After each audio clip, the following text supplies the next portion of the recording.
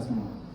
Pada yang terhormat, Bapak Profesor Dr. Agus Raharjo, SHM selaku dosen pembimbing 1. Yang terhormat, Ibu Dr. Dwi Hapsari Retnaningrum, SHMH selaku dosen pembimbing 2. Yang terhormat, Bapak Dr. Angkasa, SHM selaku dosen penguji.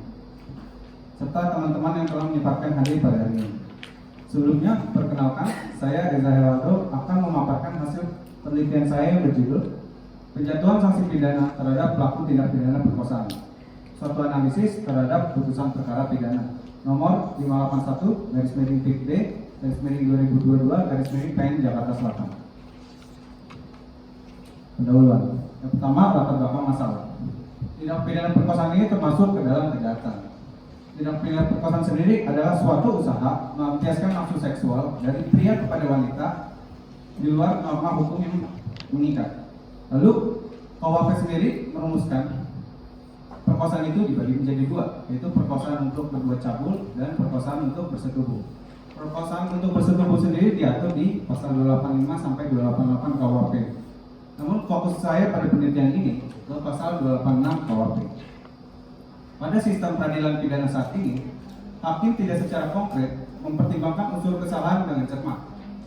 Unsur kesalahan ini seolah-olah hanya dibebankan kepada pelaku. Pertimbangan yang digunakan oleh hakim itu hampir seragam dan sejenis dalam pertimbangan yang meringankan. Pertimbangan tersebut lebih cenderung kepada sosiologis, seperti terdakwa ini merupakan tulang punggung keluarga, terdakwa ini sopan sama persidangan. Baik itu contohnya lagi adalah terdakwa itu masih muda. Lalu justru peranan yang pertimbangan yang lebih relevan yang perlu dipertimbangkan oleh hakim seperti victim precipitation atau peranan korban ini jarang menjadi sorotan hakim. Victim precipitation sendiri adalah korban dalam terjadi tindak pidana memiliki andil atau kontribusi. Objek penelitian saya kali ini adalah putusan Pengadilan Negeri Jakarta Selatan yang melibatkan terdakwa F dan korban I.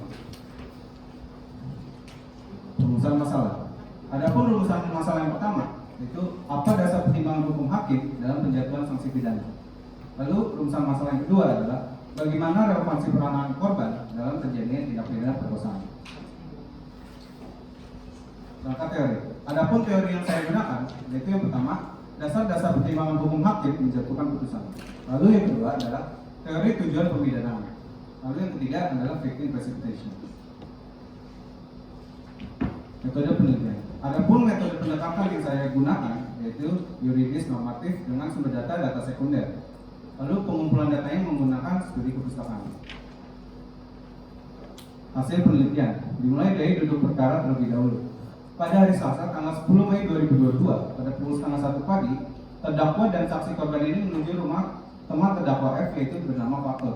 Lalu mereka ini yaitu terdakwa F dan korban I ini membeli minum minuman keras berupa anggur merah.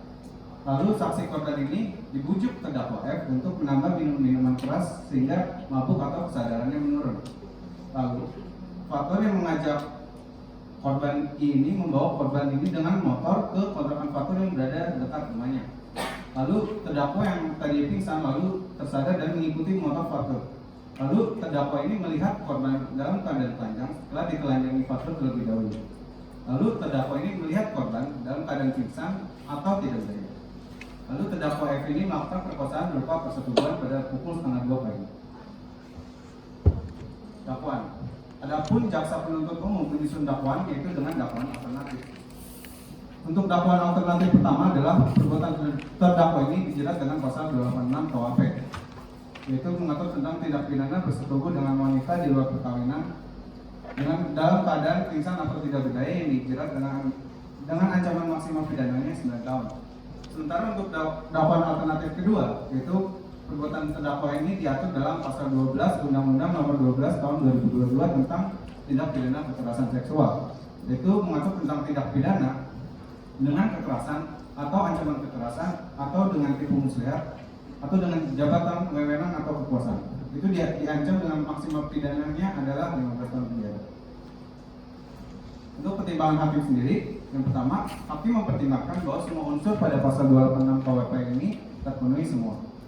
Lalu untuk suatu pemidanaan membawa manfaat bagi masyarakat umum dan terdakwa itu sendiri. Untuk hal-hal yang memberatkan, yang pertama, perbuatan terdakwa ini menimbulkan penderitaan yang berkepanjangan bagi korban dan keluarganya. Dan selanjutnya adalah terdakwa ini berbelit-belit dalam memberikan keterangan. Untuk hal-hal yang meringankan, terdakwa belum pernah dijatuhi pidana. Lalu terdakwa juga berusaha mengupayakan kebenaran. Putusan hakim. Hakim menyatakan bahwa terdakwa F ini secara sah dan meyakinkan melakukan tindak pidana sesuai dengan pasal 286 KUHP, lalu menjatuhkan pidana selama 6 tahun. Untuk menjawab rumusan masalah 1, saya menggunakan teori Rusli Muhammad, yaitu pertimbangan hukum hakim. Pertimbangan hukum hakim sendiri dibagi menjadi 2, yaitu non-yuridis dan yuridis. Untuk pertimbangan yuridis sendiri dibagi menjadi 5. Yang pertama, dakwaan penuntut umum. Dakwaan alternatif pertama itu pasal 286 KUHP ini terpenuhi semua unsurnya berdasarkan alat bukti yang ada di persidangan. Untuk keterangan terdakwa sendiri, terdakwa ini mengatakan bahwa terdakwa ini mengetahui saksi korban ini memang benar adanya tidak berdaya di kontrafaktur.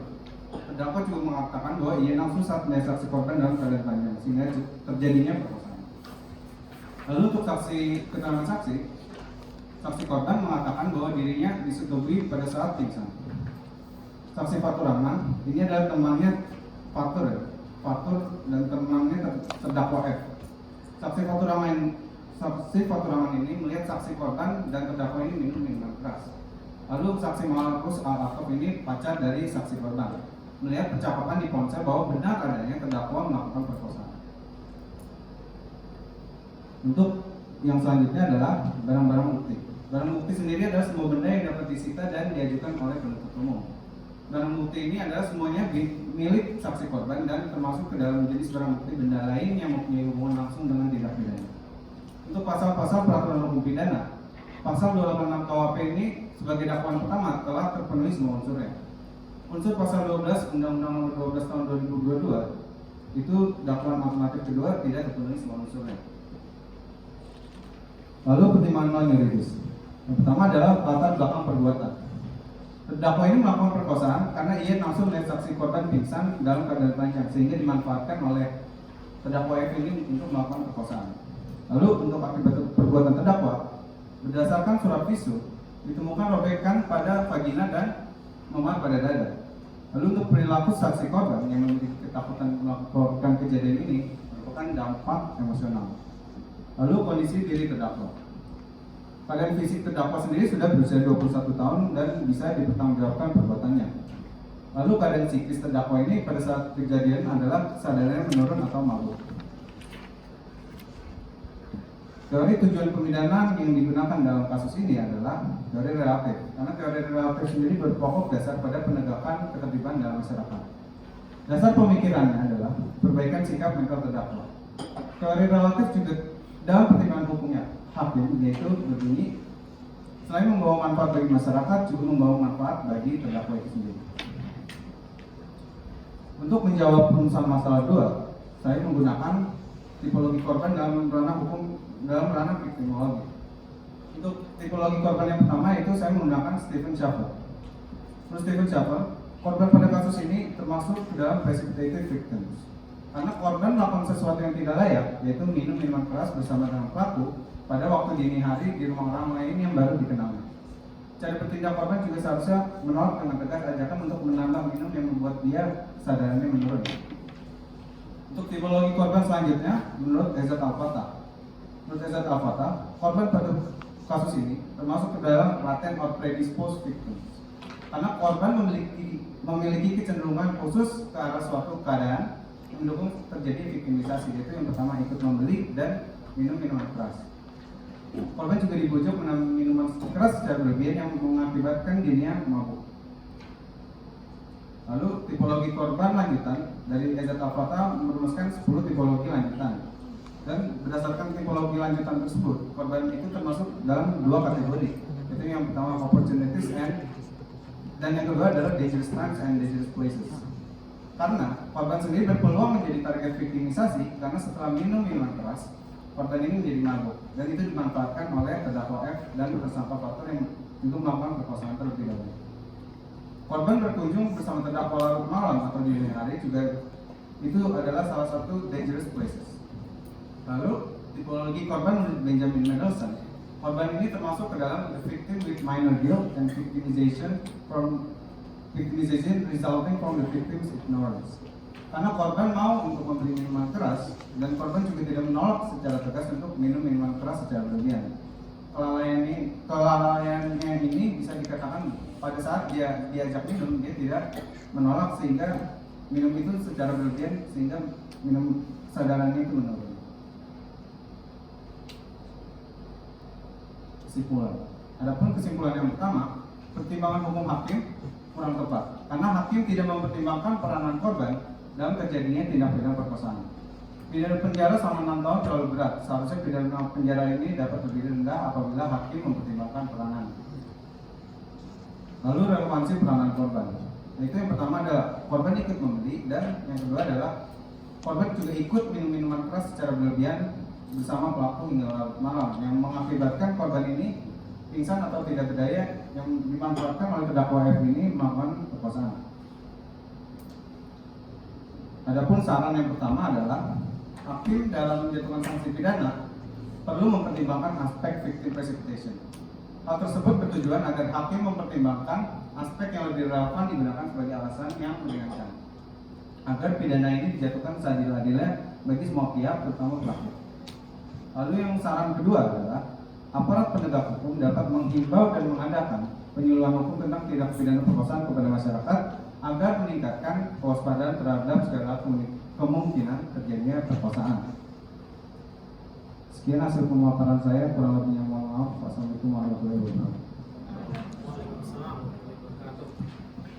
Ya, demikian tadi hasil penelitiannya Mas Ezra, ya, cukup menarik sebetulnya yang disampaikan dengan rasa percaya diri yang lumayan.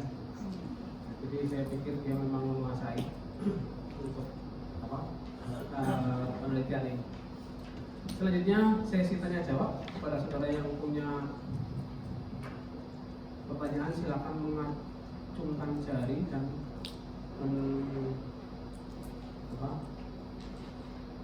identitasnya siapa aja. Silakan. Silakan yang bertanya. Ya, Mbak siapa? Biji, Pak. Siapa? Biji. Biji. Iya. Ayo, Mbak. Dua. Mas Zaki, Pak. Zaki. Tiga. Ayo. Oh, Mbak. Siapa, Mbak? Dinda, Pak. Binda. Dinda, Pak. Oh, Dinda. Di mana kau berada, Kak? Empat. Ayo. Ya, Mbak. Fania, Pak. Tania. Fania. Oh, Fania. Lima. Siapa, Mbak? Iya. Oke, Mutia ya. Nanti sesi berikutnya, Mbak. Tahan. Oh iya, satu lagi. Kalau sudah ditanyakan oleh teman kalian, jangan ditanyakan lagi, ya. Nanti rekan. Oke, silahkan Mbak Mici mau tanya apa? Baik, terima kasih, Pak. Tadi kalau nggak salah, Ezra belum menjelaskan tentang landasan bagi hakimnya ya. Yang mau saya tanyakan, bagaimana dasar hukum hakim dapat mempertimbangkan aspek victim precipitation ini atau peranan korban? Mau dijawab langsung atau dikumpulkan dulu, Mas? Langsung? Oke. Izin menjawab, Saudara Wiji. Jadi landasan hukum untuk menuangkan victim precipitation ini tertuang dalam pasal 197 ayat 1 huruf D dan huruf F. Huruf D-nya ini untuk fakta dan keadaan yang berkaitan dengan alat bukti yang diajukan di persidangan. Itu frasenya adalah fakta dan keadaan. Itu bisa dituangkan victim precipitation di sana. Dan huruf F-nya itu ada frase di mana hal memberatkan dan meringankan. Nah, untuk keadaan meringankan ini yang bisa dituangkan victim precipitation. Jadi dalam huruf D dan huruf F itu bisa menjadi landasan hakim untuk mempertimbangkan peranan korban. Seperti itu. Itu undang-undang apa, Mas? Pasal 197 ayat 1 KUHP tuh. Nah, KUHP. Oh iya, Prof.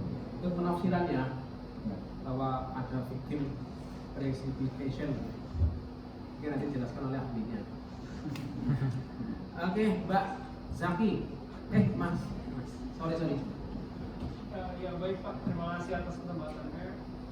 Pertanyaan saya adalah bila pelakunya merupakan seorang anak yang di bawah umur, apakah ketentuan hukumnya akan berbeda dan bagaimana nasib dari si pelaku tersebut? Tolong dijelaskan. Terima kasih. Silakan Mas. Ya, terima kasih Saudara Zaki. Jadi untuk pemidanaan untuk di bawah umur itu diatur di UU SPPA. Itu diatur lagi untuk ancaman pidana maksimalnya itu kan setengah dari ancaman maksimal dewasa. Misalnya kalau pasal 286 KUHP itu 9 tahun, berarti untuk pelaku yang berada di bawah 18 tahun itu dikenakan 4,5 tahun. Tapi kalau belum berusia 14 tahun itu hanya bisa dapat dikenakan tindakan. Jadi ada perbedaan di mana ada tindakan dan pemidanaan. Namun kalau pelakunya itu belum 12 tahun itu tidak dapat dikenakan tindakan dan pemidanaan. Seperti itu. Kalau korbannya anak-anak, Korban anak-anak dijerat dengan pasal apa? Undang-Undang Perlindungan Anak, Pak. ancamannya berapa Mas? Untuk pasal 287 KUHP itu diatur 9 tahun, Pak. 9 tahun. Kalau pelakunya lah, kalau korbannya anak-anak termasuk pemberat pidana bukan? Iya, Pak. Dasarnya apa?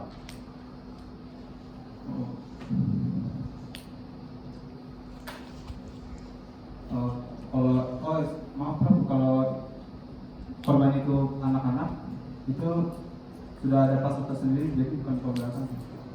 Ya, dibandingkan dengan pasal umum kan ada. Nanti kan bisa diketahui apakah itu pemberatan atau bukan.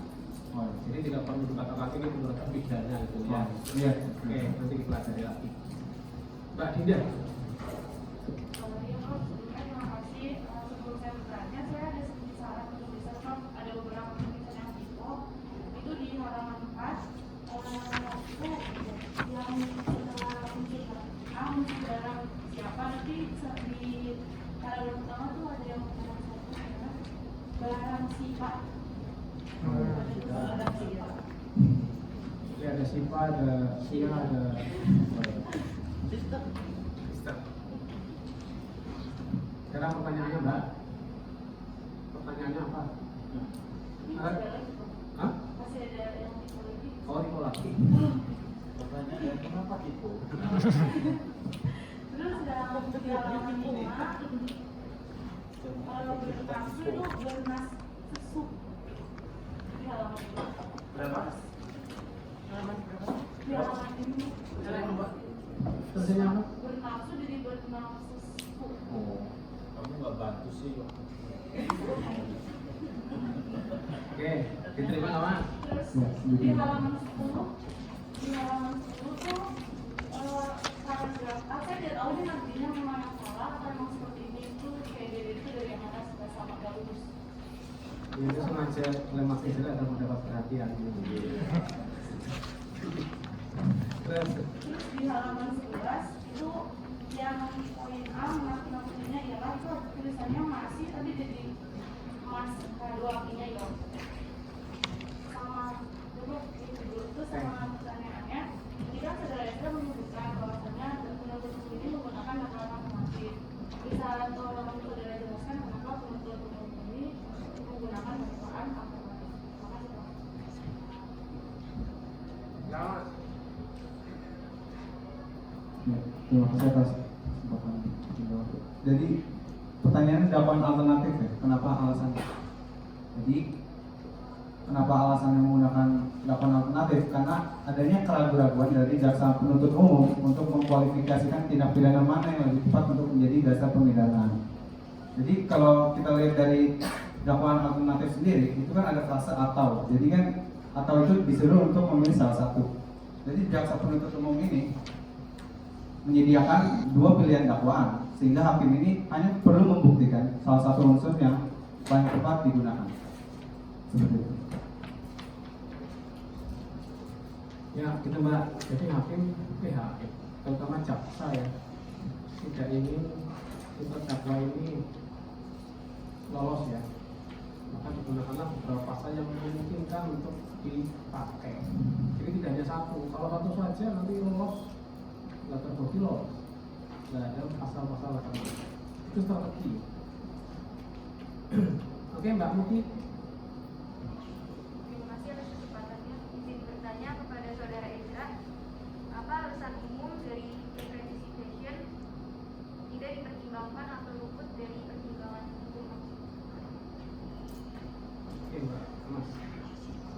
Mbak Fania belum ya? Bentar ya. Ya, izin jawab untuk pertanyaan saudara Mutia. Alasan umum kenapa victim precipitation ini jarang menjadi pertimbangan hakim itu karena hakim ini hanya berfokus pada pembuktian setiap unsur dakwaan yang didakwakan oleh jaksa penuntut umum. Misalnya kalau kita melihat kasus ini pasal 286 KUHP, hakim itu hanya perlu membuktikan barang siapa ini terpenuhi atau persetubuhan itu terpenuhi atau misalnya pingsan atau tidak berdayanya itu terpenuhi. Jadi hanya fokus kepada pembuktian setiap unsur dakwaannya, tapi luput dari fakta dan kejadian bahwa adanya victim precipitation seperti itu. Gimana Pak Budi? Ya, jadi hakim fokus pada perbuatannya yang dilakukan oleh terdakwa. Tapi dengan perkembangan ilmu pengetahuan dan teknologi, terutama perkembangan ilmu hukum, keterangan korban dan sebagainya perlu dipertimbangkan. Karena trias politik hukum pidana itu sekarang sudah berubah menjadi kuartet. Apa? Perbuatan, kesalahan, pidana dan korban. Ya. Ini kalau sudah jadi hakim, perhatikan juga ya. Mbak Fania, silakan. Terima kasih atas kesempatannya. Jadi sebelum pertanyaan ada backgroundnya sedikit mas. Berdasarkan jurnal hukum dari dosen-dosen di Universitas Islam Indonesia yang mengkaji penerapan teori tujuan pidana dalam perkara kekerasan terhadap perempuan, yang salah satunya termasuk perkosaan dengan studi 24 putusan hakim. Dari 24 putusan terkait yang dikaji, 62,5% itu kebanyakan hakim menggunakan teori absolut sebagai dasar pertimbangan hukumnya dalam menjatuhkan pidana. Hal ini disebabkan oleh pemikiran tentang kepentingan korban dan keseriusan perbuatan pelaku yang dapat berdampak tidak hanya kepada korban tapi juga kepada masyarakat. Sehingga teori absolut dalam kasus pemerkosaan itu lazim digunakan. Begitu. Sedangkan dalam penelitiannya ini kan Mas Ezra menggunakan teori relatif dan mempertimbangkan fikih sebagai alasan yang meringankan gitu. Dirasa bahwa hukuman 6 tahun itu terlalu berat karena adanya partisipasi korban. Yang saya mau tanyakan adalah bagaimana konsepsi keseriusan partisipasi korban ini sehingga hal itu bisa dianggap cukup berat untuk meringankan perbuatan pelaku yang dengan sadar dan sengaja melakukan tindak pidana terhadapnya. Apakah hal itu juga akan berdampak jika misalnya dalam putusan ini fikih dipertimbangkan dan hukumannya lebih rendah? Apakah itu akan menghasilkan jurisprudensi yang baik untuk kasus-kasus ke depannya? Ya, jadi tentang latar belakangnya hasil studi. Pertanyaan saya Mbak, dari studi itu hakimnya laki-laki perempuan? Itu nggak disebutin sih Pak, cuma disebutin kasus-kasusnya aja dan itu korbannya semuanya perempuan. Ya, kalau hakimnya perempuan dan laki-laki itu juga beda. Iya Pak. Itu ya. Itu dicermati juga. Silakan jawab. Ya kalau melihat dari tingkat keseriusannya, itu kan terjadinya tindak pidana itu tanpa adanya korban yang melakukan pancingan itu tidak akan terjadi. Jadi tingkat seriusannya itu semakin serius tindak pidana semakin serius kontribusinya, semakin ringan pemidanaannya. Jadi kalau ini kan saya 6 tahun, tapi saya usulnya 5 tahun kalau deskripsi lengkapnya. Jadi itu menurut saya pengurangan setahun itu dirasa cukup. Karena ini kalau kita lihat teori dari Benjamin Mendelsohn itu ada tingkat kedua untuk tingkat keseriusannya. Kalau misalnya ini masuk ke provokatif, misalnya kalau provokatif ini si saksi korban ini udah mulai ngajak dan menggoda si terdakwa F, itu mungkin pengurangan pemidanaannya itu bisa lebih banyak lagi. Misalnya kan putusannya 6 tahun, mungkin dengan terbuktinya ada yang provokatif itu bisa 4 tahun seperti itu. Gimana Pak Fania? Berarti dianggap cukup serius untuk mengurangi 1 tahun pidana penjaranya karena dia dengan sadar ikut untuk membeli minuman keras dan datang ke rumah orang yang baru dikenal gitu ya Mas? Betul. Ya, cukup Pak. Ya, itu salah satu bagiannya. Makanya jangan ini gitu ya. bahwa nanti terjadi hal yang tidak diinginkan. Oke, sesi kedua masih ada yang mau tanya nggak? Tadi mbaknya jadi nggak? Iya, jadi. Siapa mbak namanya? Moza. Moza. Iya. Kayak Moza ya. Iya, saya. Nanti dulu mbak. Ada lagi ya?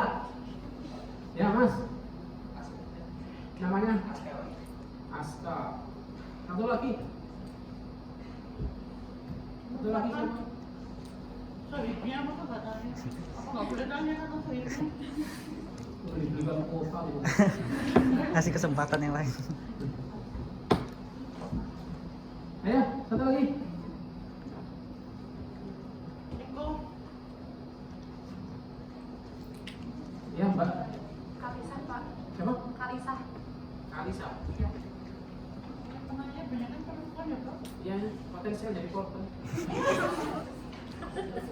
Korban ya Ezra. Oke Mbak Moza, silakan. Saya terima kasih atas kesempatannya. Saya mau bertanya, dalam lingkup hukum pidana sendiri itu kan orientasinya pada sanksi pidana pelaku ya. Apakah ada upaya yang dapat dilakukan untuk pemenuhan hak dari korban itu sendiri? Ya, silakan Mas. Terima kasih.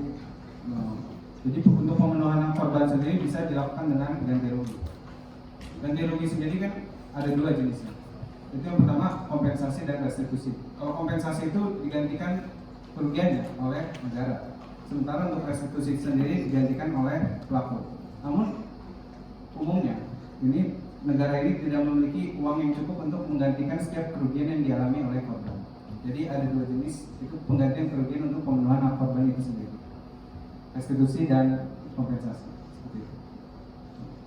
Dalam kasus ini sudah ditawarkan nggak restitusi? Untuk permohonan itu sudah sebenarnya ada masalah Prof. Jadi dari substansi legal structure ya, itu dari hakimnya sendiri itu tidak mengumumkan hak restitusinya sendiri, dan juga jaksa penuntut umumnya ini tidak mencaratkan berkas dalam P19-nya itu atau P21-nya itu adanya restitusi itu sendiri Prof. Jadi tidak ada legal Ya, masalah jadi legal. ada kewajiban ya bagi hakim untuk mengingatkan tentang restitusi ya. Dalam pelaksanaannya jaksa melakukan itu pada. Tapi kewajiban hakim itu kalau dia sudah mengingatkan yang nanti akan dimuat dalam putusan. Oke, Mas Asda. Ya, terima kasih kesempatan. Mungkin yang ingin saya tanyakan di sini terkait dengan konsep yang disebutkan oleh Saudara Ezra tadi.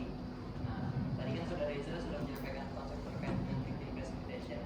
Nah, itu yang saya ketahui ada juga konsep nama victim blaming atau blaming the victim gitu. Nah, bagaimana batasan antara konsep victim precipitation ini dengan konsep victim blaming ini gitu? Karena kalau yang saya cermati dua konsep tersebut kan saling bertentangan gitu kan. Yang ingin saya tanyakan bagaimana batasan-batasan antara kedua konsep tersebut. Terima kasih. Ya, silakan Mas. Ya, kalau peranan korban atau victim precipitation ini kan korban memiliki andil atau kontribusi, tapi kalau blaming the victim itu kan lebih ke menyalahkan. Jadi tidak mutlak adanya kesalahan dalam pelaku itu. Sementara kalau victim precipitation itu adanya kontribusi atau andil. Apakah nanti dia tingkat kesalahannya itu seperti apa nanti dilihat lagi dalam teori victimologi. Tapi kalau victim blaming the victim itu adalah lebih sifatnya menyalahkan pelaku, menyalahkan si korban itu dalam terjadinya tindak pidana. Jelas Mas? Iya, maksudnya mungkin batasannya seperti apa gitu. Karena kan kalau misalnya dilihat dari perspektif yang berbeda mungkin aja nih kasus yang diangkat ini mungkin bisa juga ada blaming the victimnya juga gitu. Batasannya konkretnya itu seperti Ya. apa? Kapan bisa dikatakan oh ini victim precipitation dan ini victim blaming. Oke. Coba Mas dijawab. Ya, kalau victim blaming kan misalnya kalau itu dia yang seolah disalahkan dalam terjadinya tindak pidana ini. Tapi kan kalau victim precipitation ini memang sudah masuk ke tipologinya. Kalau victim blaming the victim itu dia seolah dipersalahkan sehingga terdakwa ini dengan tujuan untuk meringankan pidananya. Sementara victim precipitation ini orientasi kepada perbuatan dalam tindak pidananya. Kalau itu kan blaming the victim itu orientasi pada dader atau orang seperti itu. Jadi orientasi berbeda, kalau blaming itu kepada orang atau dader atau kalau victim precipitation ini pada perbuatan. Makanya victim precipitation ini masuknya ke pertimbangan yuridis. Seperti itu. Oke, nanti dijelaskan sama pakarnya ya. Korban. Mbak Kalisa. Iya Pak, tadi di PPT Saudara ada tertulis unsur pasal 12 TPKS tidak terpenuhi semua. Unsur mana yang tidak terpenuhi itu? Silakan. Kan sebenarnya pasal 12 TPKS itu frase yang pertama tindak pidana dengan ancaman kekerasan atau kekerasan. Misalnya, kenapa itu tidak terpenuhi? Karena minum yang korban tersebut atas kehendaknya diri sendiri. Kalau misalnya saksi korban itu minum karena dicekoki, itu bisa ancaman kekerasan karena membuat orang tidak berdaya atau pingsan itu masuk dengan kekerasan. Dan ada lagi tipu muslihat dalam unsur pasal tersebut. Tipu muslihat sendiri tidak terbukti karena pingsan yang terdakwa itu tidak dengan adanya penipuan, dan korban juga diajak ke rumah tersangka faktor itu memang dengan secara sukarela walaupun memang dalam kesadaran yang sedang menurun atau mabuk. Seperti itu. Cukup, Mbak? Ya. Masih ada yang mau tanya lagi? Saya kira cukup ya. Simpan pertanyaanmu untuk peserta atau untuk seminar berikutnya. Ya, ini selalu